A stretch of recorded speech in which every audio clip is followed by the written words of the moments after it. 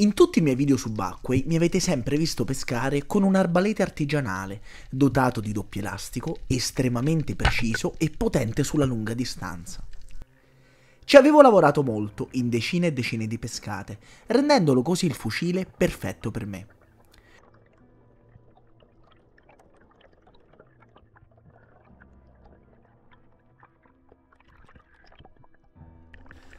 Non sono però mancati i tiri da dimenticare, complice soprattutto un'eccessiva lunghezza del fucile per la pesca nel basso fondo e con forte corrente. Inoltre il caricamento laborioso mi scoraggiava dall'azzardare tiri veloci. Avevo bisogno di qualcosa di più adatto alla situazione, un fucile maneggevole e soprattutto veloce da ricaricare. Dopo molte ricerche avevo deciso di prendere lui, il Coral 80, un fucile artigianale più corto di cui avevo sentito parlare molto bene. Sembrava davvero ben fatto, un'opera d'arte, anche se le prime prove in acqua erano state disastrose. Colpa mia che non avevo dato al costruttore le giuste indicazioni, desideroso com'ero di metterci le mani da solo. E per questo ci sarebbero volute molte uscite in mare per prendere la dimestichezza con il fucile e trovare il settaggio che potesse fare al caso mio. Il primo problema che avevo riscontrato era la poca stabilità del fucile con molta corrente. Non riuscivo a tenerlo fermo ed il problema era principalmente l'assetto dell'arma, decisamente troppo positivo. Ricorderete questo tiro sull'orata completamente da dimenticare. Il secondo problema era la mira. L'impugnatura diversa rispetto all'altro fucile e un'asta più corta rendevano il gioco molto più difficile. E questa spigola ne è stata sicuramente felice. L'impossibilità di trovare subito il giusto feeling mi avevano inizialmente scoraggiato, portandomi a scegliere il solito fucile anche in situazioni dove dovevo usare un fucile più corto.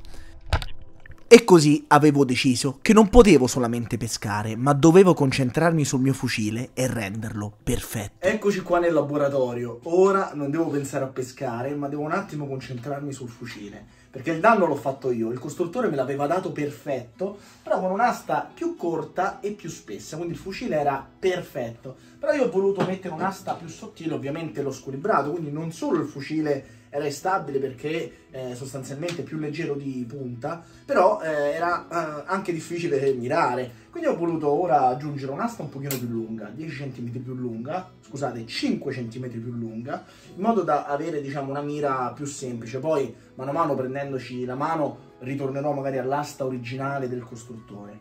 E vi voglio far vedere il fucile perché è un'opera d'arte. All'inizio avevo paura a portarlo in mano, anzi il costruttore è stato fantastico perché mi ha consentito anche di personalizzarlo, diciamo, con il logo, e ha fatto tutto, diciamo, compreso nel lavoro.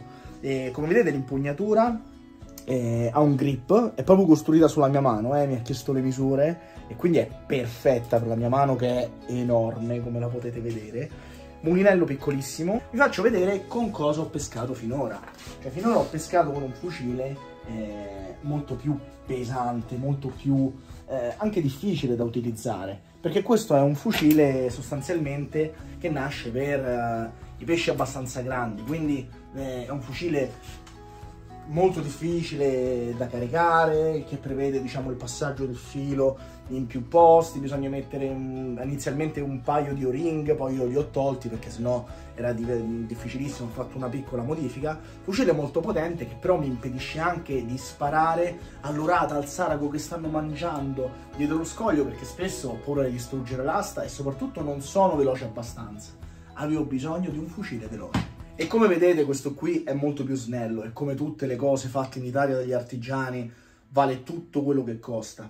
In effetti ho fatto in diversi listelli di legno che gli danno non solo una resistenza enorme, quindi il fucile non si imbarcherà mai sostanzialmente e sparerà veramente sempre dritto. Quindi il fucile ha una potenza enorme, si può veramente caricare un elastico anche, diciamo, con elevati allungamenti. Ma soprattutto, diciamo, è un fucile facile da maneggiare, un mulinello molto piccolo, quindi lo infili veramente ovunque.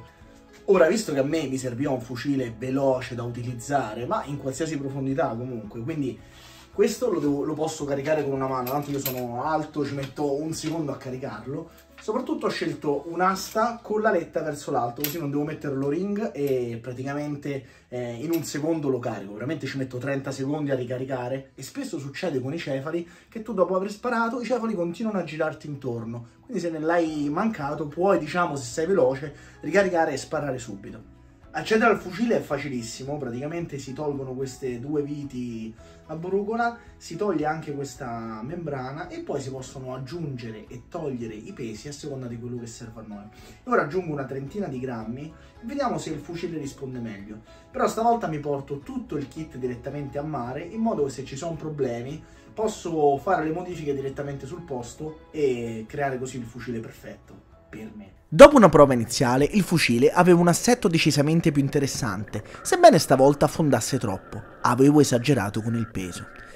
E dopo aver osservato con estremo interesse un banco di quelli che mi sono sembrati piccoli pesci sciabola, ma chissà in realtà cosa fossero, ho provato un tiro su una tracina, pronta a cacciare i piccoli avannotti, ma l'ho mancata.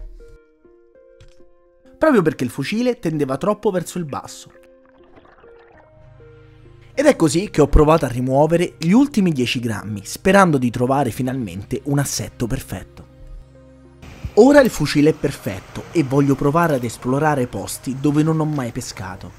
Comincio da questa piccola spiaggia dove il fondale è molto basso e dove spero di incontrare qualche spigola.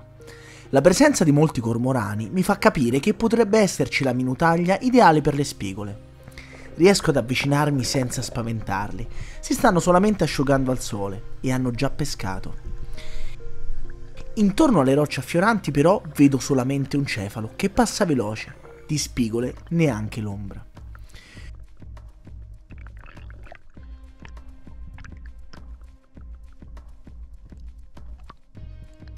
Dopo svariati agguati, in un'acqua veramente molto bassa, riesco finalmente a vedere un bel sarago.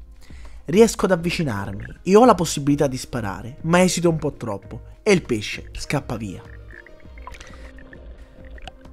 Dopo qualche metro succede la stessa cosa. Un sarago non si accorge di me e continua a mangiare tranquillo.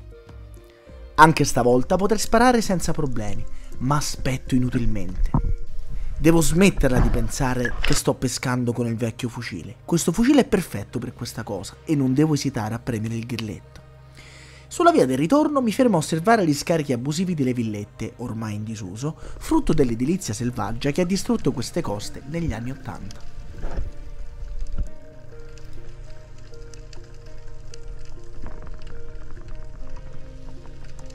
Me ne esco un po' sconsolato dall'acqua. Questo posto purtroppo non va bene per questo tipo di pesca. Ho bisogno di scogliere alte e mare mosso. Eccoci qua, nuovo posto e anche nuovo giorno, infatti fa freddissimo, è mattina e vediamo in questa caletta se c'è qualcosa. Spero di trovare un'orata, ma troverò tutt'altro, già lo so. Pronti? Proprio calda calda. Prima di cominciare è proprio in queste calette che le orate vanno a mangiare la mattina. Speriamo di trovarle. Appena entro in acqua vengo risucchiato dalla forte risacca mattutina. Buon segno, potrei trovare qualcosa.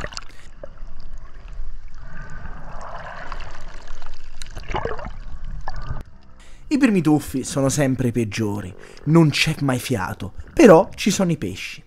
Come quest'orata, che mi passa davanti, ma che purtroppo non sono in grado di raggiungere.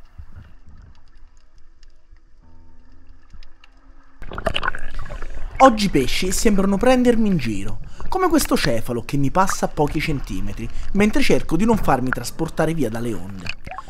Comincio però a costruire piano piano il mio fiato, tuffo dopo tuffo, e oggi sono specialmente contento del fucile. È finalmente perfetto e mi consente un'agilità incredibile. E nonostante la risacca, potrei infatti sparare prima a questa triglia, immobile davanti a me. E poi a questo tordo di ottime dimensioni. Però sono pesci troppo belli e li lascio andare via tranquillamente.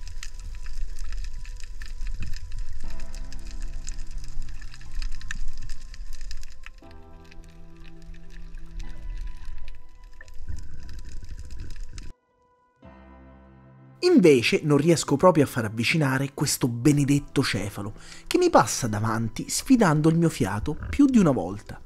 Insieme a lui c'è un'occhiata, pesce molto veloce e difficile da catturare sott'acqua. Provo anche ad uscire allo scoperto per sorprenderlo dietro il masso, ma lui è più furbo di me e io ho finito il fiato.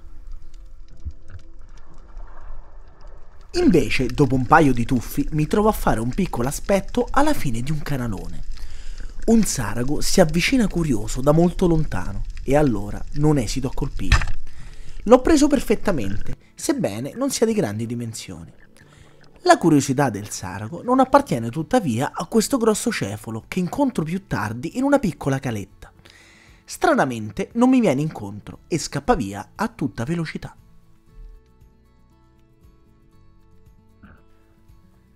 Come è molto strano che nonostante le condizioni del mare non si veda neanche una spigola. Questa è stata davvero una stagione strana per questo pesce. Più avanti ho la fortuna di osservare un tordo maschio che infastidisce una femmina e senza paura quasi mi sfida mettendosi davanti alla punta del fucile.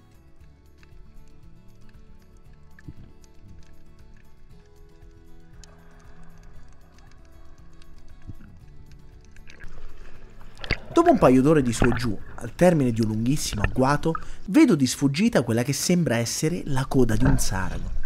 Mi immergo e cerco di raggiungerlo di soppiatto. Riesco nell'intento, ma il pesce è di coda e quasi impossibile da colpire, ma provo lo stesso. Ora posso dire che il fucile è davvero perfetto.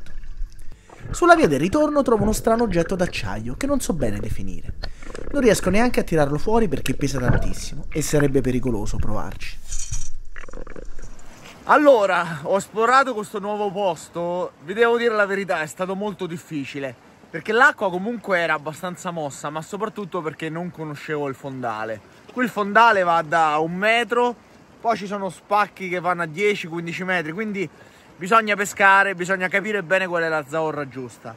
La cosa che mi ha fatto più felice di oggi è che finalmente sono riuscito a settare bene il fucile. Infatti il sarago che ho preso era un tiro difficilissimo e invece l'ho fulminato. L'asta è arrivata perfettamente dove avevo mirato. Però questo posto mi piace perché secondo me qui ci posso fare un altro tipo di pesca e soprattutto con il mare un po' più mosso. Spero di farvi vedere comunque questi posti meravigliosi, di farvi capire come purtroppo anche in una natura incontaminata manchino le spigole che oggi erano del tutto assenti. C'era qualche orata appena ho girato la curva, però erano spaventatissimi, non sono riuscito minimamente ad avvicinarmi. Stessa cosa per i cefali. I saraghi mangiavano sulle rocce, qualcuno era avvicinabile, roba grossa, non ho visto proprio nulla. Però dai, noi ci vediamo al prossimo video. Ciao!